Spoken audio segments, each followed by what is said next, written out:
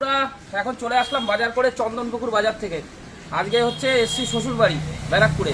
শ্বশুরবাড়ি এসে গেছিলাম চন্দনপুকুর বাজারে। তো চলুন কি মাছ আনলাম আর কি সবজি আনলাম টোটালটা আপনাদের সামনে তুলে ধরবো। চলুন কি বাজার এসছে অবশ্যই আপনাদের সামনে আমি প্রতিনিয়ত তুলে ধরি, আজকেও তুলে ধরছি। আমরা পৌঁছে গেছি ব্যারাকপুরে, মাম্পি পৌঁছায়নি এখনো।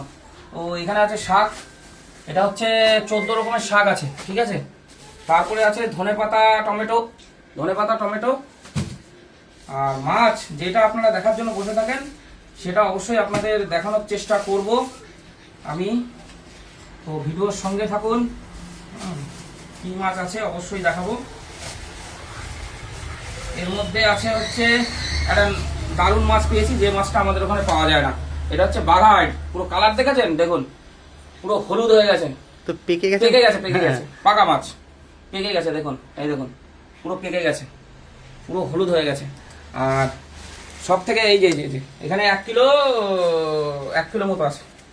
আর সব থেকে মেন মাছ যেটা এনেছি সেটা আমি দেখাচ্ছি আপনাদের, অবশ্যই দেখানোর চেষ্টা করব, ভিডিওর সঙ্গে থাকুন।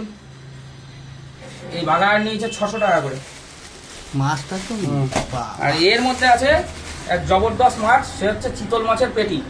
এই যে চিতল মাছের পেটি দেখুন, শুধু পেটি, অনলি ফর পেটি, অন্য কিছু নয়। পেটি খেলেই দিল খুশ হয়ে যাবে চিতল মাছের, ঠিক আছে। লক করছে পুরো, দেখুন চিতল মাছের পেটি। এখানে 1.5 কিলো মাছ আছে টোটাল। 1.5 কিলো মাছের 9 পিস হয়েছে, 9 পিসে 1.5 কিলো। দেখুন পিসগুলো দেখেছেন কিরকম সাইজ, দেখুন খেলেই মজা এসে যাবে। শুধু খেতে হবে আর কিছু না, গরম গরম ভাত দিয়ে চিতল মাছের পেটি, আর কোনো কথা হবে না।